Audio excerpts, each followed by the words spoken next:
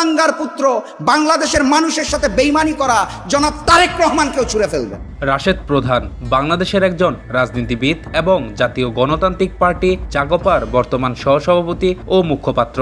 1984 সালের 16 অক্টোবর জন্মগ্রহণ করা এই রাজনীতিবিদ প্রতিষ্ঠাতা সভাপতি প্রয়াত শফিউল আলম প্রধানের ছেলে। তার দাদা মৌলভী কমির উদ্দিন প্রধান ছিলেন পূর্ব পাকিস্তানের প্রাদেশিক পরিষদের স্পিকার। ঢাকার গভর্নমেন্ট ল্যাবরেটরি হাই স্কুল থেকে এসএসসি এবং আইডিয়াল কলেজ থেকে এইচএসসি সম্পূর্ণ করে Malaysia Limkokwing university of creative technology থেকে উচ্চশিক্ষা গ্রহণ করেছেন রাশেদ প্রধান।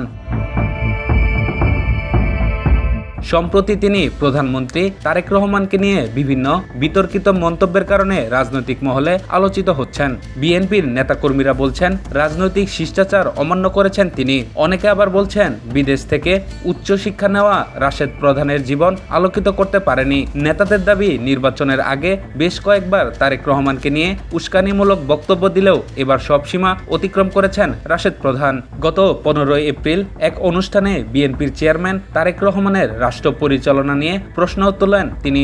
এছাড়াও প্রধানমন্ত্রীকে নিয়ে আপত্তিকর মন্তব্য করেন তিনি।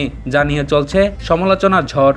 দেশনেত্রী বেগম খালেদা জিয়াকে জীবিত করা যায় কিনা? দেশনেত্রী বেগম খালেদা জিয়া যদি কবর থেকে উঠে এসে আরেকবার দাঁড়াতে পারে, উনি এই 72-এর মুজিববাদী সংবিধানকে ছুঁড়ে মারবেন। সাথে সাথে তার কুলাঙ্গার পুত্র বাংলাদেশের মানুষের সাথে বেইমানি করা জনাব তারেক রহমানকেও ছুঁড়ে ফেলবে।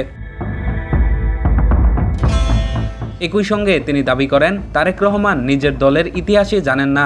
যিনি নিজের দল বা নেতাকর্মীদের চেনেন না, তিনি দেশকে কিভাবে চালাবেন এমন প্রশ্ন তোলেন রাশেদ প্রধান। জনাব তারেক রহমান নিজের দলের ইতিহাসই তো জানে না। যে ব্যক্তি নিজের দলের ইতিহাস জানে না, নিজের দলের নেতাকর্মীদের জানে না, উনি বাংলাদেশকে কিভাবে জানবে আর বাংলাদেশকে কিভাবে চালাবে? এটা এখন আমাদের দেখার বিষয়। এই নেতার এই লাগামহীন বক্তব্যের প্রতিবাদ করেছেন ঝিনাইদহ 4 আসনে বিএনপির মনোনীত প্রার্থী ও সাবেক গণ পরিষদ নেতা মোহাম্মদ রাশেদ খান। সামাজিক যোগাযোগ মাধ্যমে দেওয়া এক পোস্টে তিনি প্রশ্ন তোলেন 11 দলের জোটের নেতা রাশেদ প্রধান লিমিট ক্রস করে বক্তব্য দিচ্ছেন, প্রধানমন্ত্রীকে গালিগালাজ করছে।